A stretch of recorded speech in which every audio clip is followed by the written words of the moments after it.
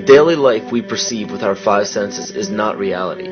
Quantum physics has shown that space and time are illusions of perception. Therefore, our bodies cannot truly be a reality if they occupy this space. Ernest Rutherford performed an experiment in Manchester that revealed to him the shape of the interior of an atom. Scientists were shocked to discover that the atom is almost entirely empty space. The question then became, how could this empty atom possibly make the solid world around us? Our true consciousness does not exist in our brains or in our bodies. But this illusion of our individual bodies, along with the misinformation of our true origins, has manifested the idea that we all think independently from one another. With this misunderstanding, it would seem impossible to scientifically explain telepathy, clairvoyance, spiritual mediums, and other phenomena dealing with transferring information between sources without physical means of communication. But when you understand that there is a common spiritual bond between all things in the universe, and that we are all part of one divine intelligence, no phenomena is unexplainable. This simple understanding fills all the holes in modern religions. It explains reincarnation, déjà vu, predictions of the future, and literally every event, occurrence, or anomaly ever experienced. The blank matter within the most basic building blocks of perceivable existence is malleable and molded by intent. This means that consciousness shapes our reality. This seems difficult to accept for most, and it is quite understandable. In modern times, we are taught from an early age how to think rationally and tangibly. This is a very left-brain method of education, and it has more harmful effects than it's given credit for. The left brain deals with logic, details, facts, patterns, practicality, science, and math,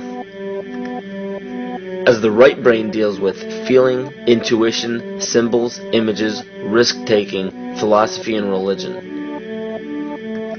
With a deliberate push for government-controlled educational curriculums, generation after generation of the youth are being taught to focus only on the facts, figures, and numbers.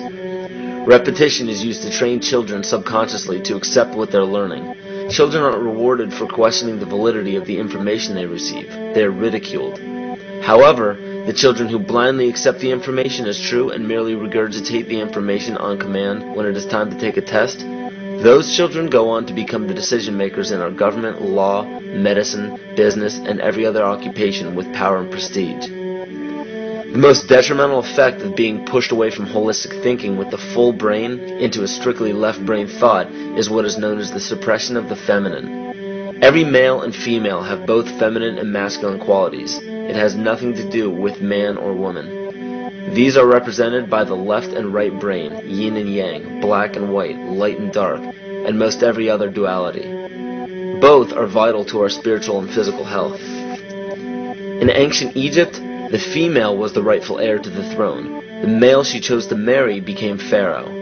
This depicted the goddess tradition that has been destroyed to make way for a patriarchal, male-dominated society we see enforced in every major denomination.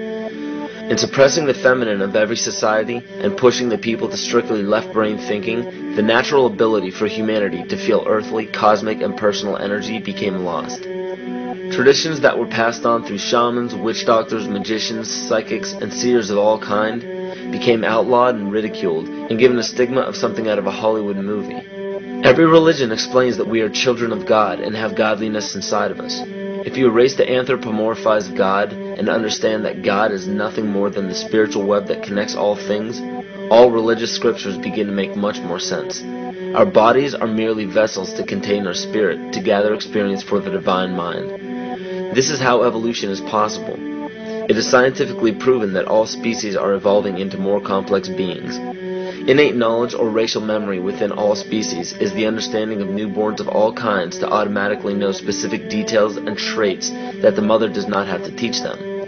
Therefore, innate knowledge helps every species naturally evolve towards more complex organisms. Lyle Watson claims that it was a Japanese scientist who observed the 100th monkey effect in 1952. In this observation, he discovered that a certain portion or percentage of monkeys learned or developed a new trait. The knowledge became an innate ability in that species. This is further testimony to a collective consciousness among species.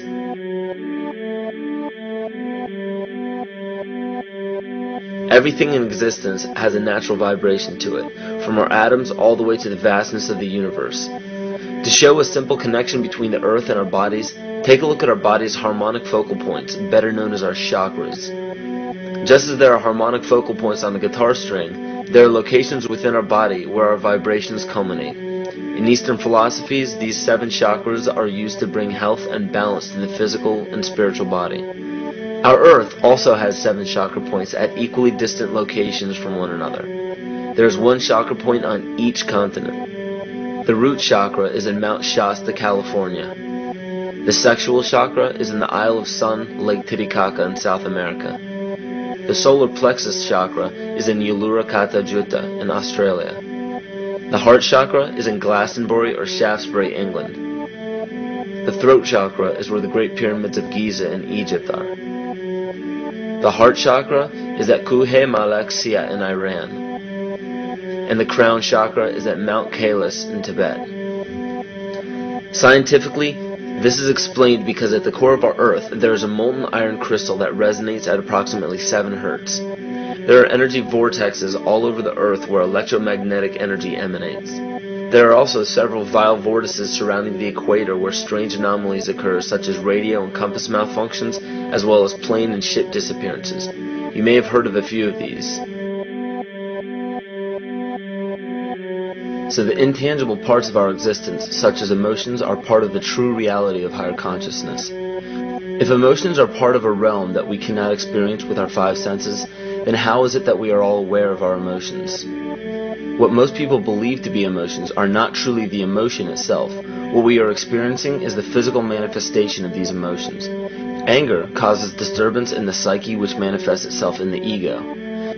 These manifestations cause the heart rate to increase, body temperature to rise, and spawn many other physical traits that signify anger. Just as music from the radio is a physical manifestation of an intangible signal, our experience of emotion is the physical manifestation of an intangible signal as well. It has been shown that our emotions have a vibratory frequency to them. Furthermore, there are only 2 emotions that humankind experiences: fear and love. All other emotions branch either directly or indirectly from these 2 emotions. Fear has a long and slow frequency vibration to it, while love has a very rapid and high frequency. To show that vibration is the very foundation of existence, Hans Jene developed what is known as cymatics in the 1940s to show that when vibrations of sound are passed through a form of media, there is a set pattern that will follow. When the frequency increases, the media develops into a more complex pattern. This is precisely what is happening to our Earth and to humanity.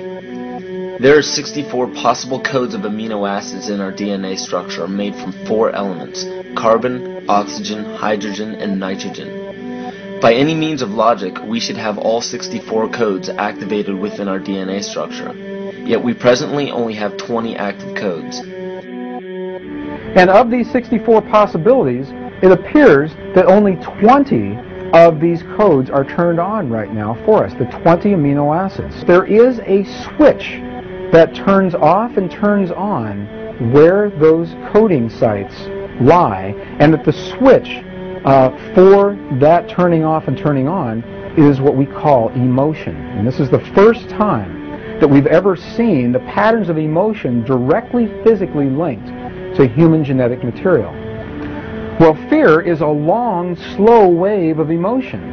So this wave of fear is a long, slow wave and touches relatively few sites on this DNA. So an individual living in fear is limited to the number of antennae that they have available to them, whereas an individual living in the pattern of love, this is love in DNA. You can see it's a higher frequency, shorter wavelength. We have many more potential sites for coding along that genetic pattern. This information, this is amazing. This is the first time we've ever had a hard digital link between emotion and genetics. This is important to understand because another researcher named Vladimir Popanov measured tiny particles of light called photons inside a vacuum tube. The photons were scattered as expected. A sample of DNA was then entered into the vacuum tube and they measured the photons again. They found that the particles of light aligned themselves along the axis of the DNA. Then, as they removed the DNA sample, the photons remained aligned to the same form of the DNA, even though no DNA was present. This is what is known as the phantom DNA experiment. Science has now bridged a very important gap between physical and ethereal, or spiritual.